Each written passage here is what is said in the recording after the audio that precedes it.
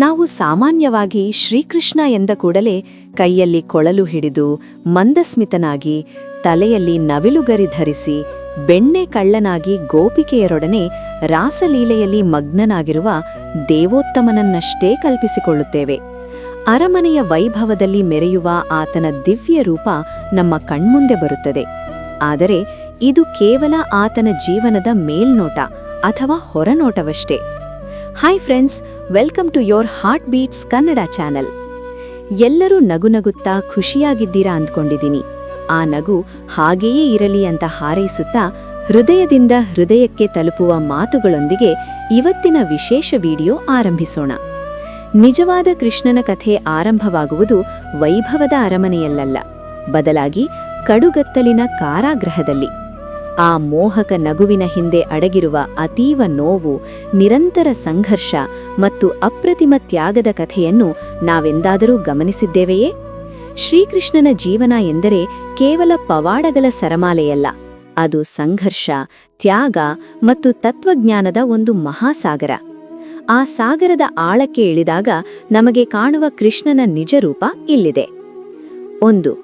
ಅನಿಶ್ಚಿತತೆಯಲ್ಲೇ ಆರಂಭವಾದ ಬದುಕು, ಮೃತ್ಯುವಿನ ನೆರಳಿನಲ್ಲಿ ಜನ್ಮ. ಒಬ್ಬ ಸಾಮಾನ್ಯ ಮನುಷ್ಯನಿಗೆ ತನ್ನ ಹುಟ್ಟಿನ ಬಗ್ಗೆ ಮಧುರ ನೆನಪುಗಳಿರುತ್ತವೆ. ಆದರೆ ಕೃಷ್ಣ ಹುಟ್ಟಿದ್ದೇ ಮೃತ್ಯುವಿನ ಭೀತಿಯಲ್ಲಿ. ಹೆತ್ತ ತಂದೆ ತಾಯಿಯ ಮಮತೆಯ ಸ್ಪರ್ಶ ಆತನಿಗೆ ಸಿಗಲಿಲ್ಲ. ಸುರಿಯುವ ಮಳೆ, ಆರ್ಭಟಿಸುವ ಯಮುನೆ ಮತ್ತು ಸಶಸ್ತ್ರ ಸೈನಿಕರ ಕಾವಲು, ಇವುಗಳ ನಡುವೆ ಕೃಷ್ಣನ ಪಯಣ ಆರಂಭವಾಯಿತು. ಹುಟ್ಟಿದ ತಕ್ಷಣವೇ ತಂದೆ ತಾಯಿಯಿಂದ ದೂರವಾಗಿ ಅನಿವಾರ್ಯವಾಗಿ ಬೇರೊಂದು ಮನೆಗೆ ಕಳುಹಿಸಲ್ಪಟ್ಟದ್ದು ಆತನ ಮೊದಲ ತ್ಯಾಗ. ಅಲ್ಲಿಂದ ಮುಂದೆ ಆತನ ಬಾಲ್ಯವು ಸಾಧಾರಣ ಮಕ್ಕಳಂತೆ ನಿರಾತಂಕವಾಗಿರಲಿಲ್ಲ. ಪ್ರತಿ ಹೆಜ್ಜೆಯಲ್ಲೂ ಕಂಸ ಕಳುಹಿಸಿದ ಅಸುರರ ರೂಪದಲ್ಲಿ ಸಾವು ಬೆನ್ನಟ್ಟಿತ್ತು. ಆದರೂ ಆತ ಎಲ್ಲವನ್ನೂ ಎದುರಿಸಿದ್ದು ಕೇವಲ ಒಂದು ಮುಗುಳನಿಗೆಯಿಂದ. 2. ಬಾಲ್ಯದ ಲೀಲೆಗಳ ಹಿಂದಿನ ಸಾಮಾಜಿಕ ಕ್ರಾಂತಿ. ನಾವು ಬೆಣ್ಣೆ ಕಳ್ಳ ಎನ್ನುವ ಕೃಷ್ಣನ ಬಾಲ್ಯದ ಹಿಂದೆ ಒಂದು ದೊಡ್ಡ ಸಾಮಾಜಿಕ ಕಾಳಜಿಯಿತ್ತು. ಹಳ್ಳಿಯ ಪೌಷ್ಟಿಕಾಂಶದ ಹಾಲು ಬೆಣ್ಣೆಯನ್ನು ಮಥುರೆಯ ರಾಜನಿಗೆ ಕಳುಹಿಸುವುದನ್ನು ತಡೆದು ಅದನ್ನು ಬಡ ಹಳ್ಳಿಯ ಮಕ್ಕಳಿಗೆ ಹಂಚಿದ್ದು ಕೃಷ್ಣನ ಸಂಪನ್ಮೂಲ ಸಮಾನತೆಯ ದ್ಯೋತಕ. ಇಂದ್ರನ ಅಹಂಕಾರ ಮುರಿದು ಗೋವರ್ಧನ ಬೆಟ್ಟವನ್ನು ಎತ್ತಿದ್ದು ಕಣ್ಣಿಗೆ ಕಾಣದ ದೇವರಿಗಿಂತ ನಮಗೆ ಆಶ್ರಯ ನೀಡುವ ಪ್ರಕೃತಿ, ಬೆಟ್ಟ, ಮರ, ನದಿ ಶ್ರೇಷ್ಠವಾದುದು ಎಂದು ತೋರಿಸಿಕೊಡಲು. ಕೃಷ್ಣನಿಗೆ ಬಾಲ್ಯ ಒಂದು ಆಟವಾಗಿರಲಿಲ್ಲ, ಅದು ಅಧರ್ಮದ ವಿರುದ್ಧದ ಜಾಗೃತಿಯಾಗಿತ್ತು. 3. ಕರ್ತವ್ಯಕ್ಕಾಗಿ ನಿರಂತರ ತ್ಯಾಗ. ನಮಗೆ ನಮ್ಮ ಮನೆ, ಜನ ಎನ್ನುವ ವ್ಯಾಮೋಹ ಇರುತ್ತದೆ. ಆದರೆ ಕೃಷ್ಣ ಲೋಕದ ಹಿತಕ್ಕಾಗಿ ಎಲ್ಲವನ್ನೂ ಬಿಟ್ಟ ಮಹಾತ್ಯಾಗಿ. ಧರ್ಮದ ರಕ್ಷಣೆಗಾಗಿ ತಾನು ಪ್ರೀತಿಸಿದ ಗೋಕುಲವನ್ನು ಬಿಟ್ಟನು. ಪ್ರೀತಿಯ ಗೆಳೆಯರು ಮತ್ತು ಸಾಕಿ ಬೆಳೆಸಿದ ಯಶೋದೆಯ ಮಡಿಲನ್ನು ಬಿಟ್ಟನು. ಮೌಲ್ಯಯುಕ್ತ ವ್ಯಕ್ತಿಗೆ ತನ್ನವರನ್ನು ಅಗಲುವ ನೋವು ಅತಿ ದೊಡ್ಡದು. ಆದರೆ ಕೃಷ್ಣ ಆ ನೋವನ್ನು ನಗುನಗುತ್ತಾ ನುಂಗಿದ ಸ್ಥಿತಪ್ರಜ್ಞ. 4. ಯುದ್ಧದ ಸಾರಥಿ, ಆದರೆ ಶಸ್ತ್ರಹೀನ ಯೋಧ.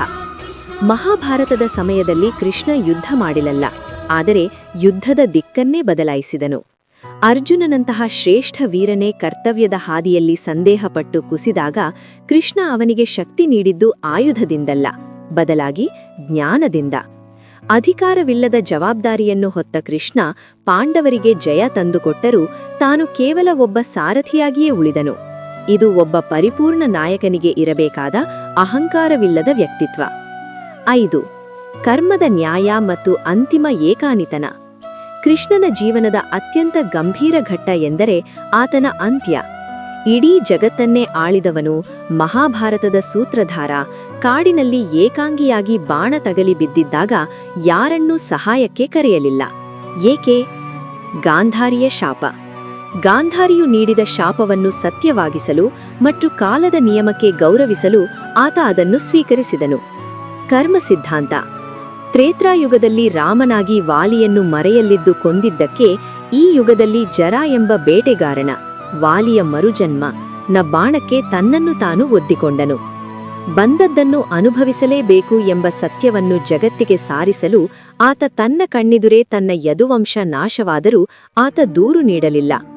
ನಾನು ದೇವರು, ನನಗೇಕೆ ಈ ಕಷ್ಟ ಎಂದು ಪ್ರಶ್ನಿಸದೆ ಕಾಲದ ಕರೆಗೆ ಓಗ ಕೊಟ್ಟು ಕರ್ಮ ಸಿದ್ಧಾಂತಕ್ಕೆ ತಲೆಬಾಗಿದನು. ಕೃಷ್ಣ ನಮಗೆ ಕಲಿಸಿದ ಜೀವನದ ಕಲೆ. ಕೃಷ್ಣನ ಕಥೆ ಕೇವಲ ದೇವರ ಕಥೆಯಲ್ಲ, ಅದು ಒಂದು ಪರಿಪೂರ್ಣ ಜೀವನದ ತತ್ವಶಾಸ್ತ್ರ. ಆತನ ಜೀವನ ನಮಗೆ 3 ಪ್ರಮುಖ ಪಾಠಗಳನ್ನು ನೀಡುತ್ತದೆ. ದೂರು ನೀಡಬೇಡಿ, ನೋ ಕಂಪ್ಲೇಂಟ್ಸ್.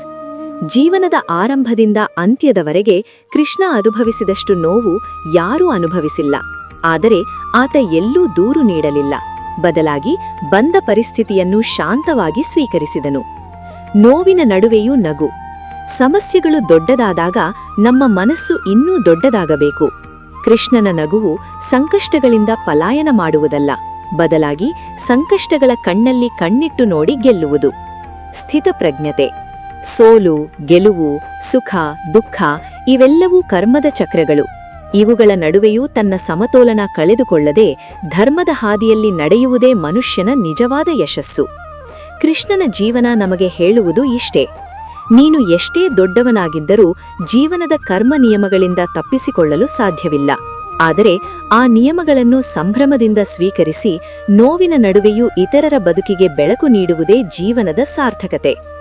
ಕೃಷ್ಣ ಎಂದರೆ ಕೇವಲ ಒಬ್ಬ ವ್ಯಕ್ತಿಯಲ್ಲ, ಅದು ಪ್ರತಿಯೊಬ್ಬ ಮನುಷ್ಯನ ಅಂತರಾಳದಲ್ಲಿ ಜಾಗೃತವಾಗಬೇಕಾದ ಧರ್ಮದ ಧ್ವನಿ. ಇಷ್ಟೊತ್ತು ನಿಮ್ಮ ಅಮೂಲ್ಯವಾದ ಸಮಯವನ್ನು ನೀಡಿ ಈ ವಿಡಿಯೋವನ್ನು ವೀಕ್ಷಣೆ ಮಾಡಿದ್ದಕ್ಕೆ ಎಲ್ಲರಿಗೂ ಧನ್ಯವಾದಗಳು ಮತ್ತು ನನ್ನ ನಮಸ್ಕಾರಗಳು. ಜೈ ಶ್ರೀಕೃಷ್ಣ, ಜೈ ಮಹಾಭಾರತ.